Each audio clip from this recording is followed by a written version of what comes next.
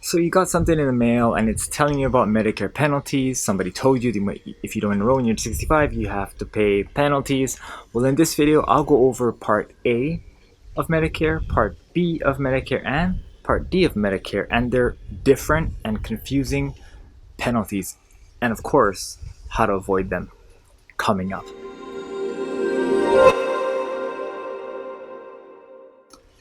Aloha everyone, my name is Matt Ragudo and I'm a chartered retirement planning counselor and have my certification in long-term care planning, and I help individuals navigate to their ideal retirement through financial planning. And in this video, I'll go over the Medicare penalties. So first, Medicare Part A. So if you've done your research, you know Medicare is really confusing, and Part A premium penalty is also confusing. So for each full calendar year, or full 12-month period, I should say, that you are not on Medicare Part A and you should be, it is a 10% penalty times the amount of years of 2. So if you were eligible for Part A and you have to pay for it, now if it's premium free, don't worry, you can skip to Part B premium. But if you are supposed to buy your Part A, it is 2 times the time period. So let's say you were supposed to sign up for Part A when you're 65, but you forgot and now you're 68, but the total time is just under 3 years. So you have a 2-year penalty time frame. Medicare decides all this, so if you're not sure what it is, Medicare will be sure to tell you. The 2 years times 2, so 4, and the penalty premium, or the premium penalty, is 10%. So that looks like 4 years of paying 10% of the Part A premium penalty.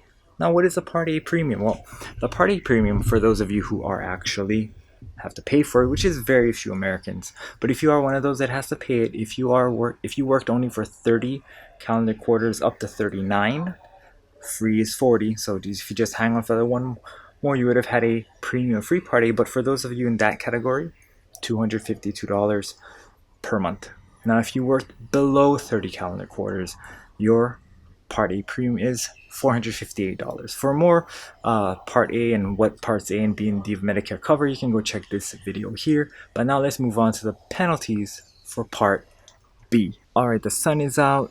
Part B premium. All right, so the Part B penalty is going to be 10% per 12-month period that you were supposed to sign up for Part B but did not, similar to Part A, except for this one distinguishing factor. The Part B penalty is forever.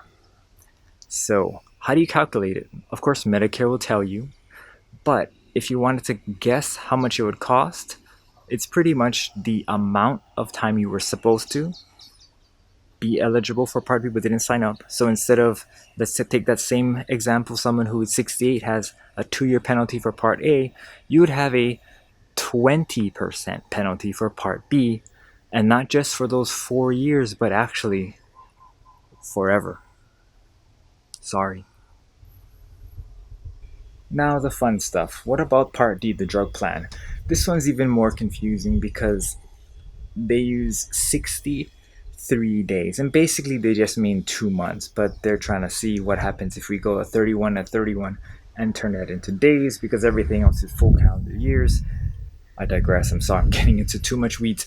But for the Part D portion, if you're eligible when you were supposed to enroll because you did not have credible coverage at work, or you signed up for Parts A and B already, then you need to have Part D drug coverage. If you miss this and you have to pay the penalty, their penalty is not as lenient as the other two. Well, kind of. Their penalty is 1% per month after the 63rd day of coverage that you are not signed up.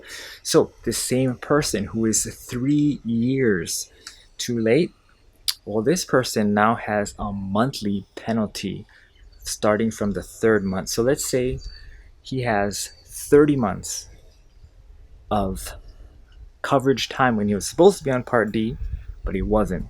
That the same case holds true for the Part A penalty and the Part B penalty, but for the Part D penalty, he will have a 30% premium penalty. And similar to Part B, that one too is forever. Alright, the sun is definitely shining now. We're just looking beautiful here today in Palolo Valley in Hawaii. Now, you probably want to know, how do you avoid those penalties, like I said in the beginning of the video.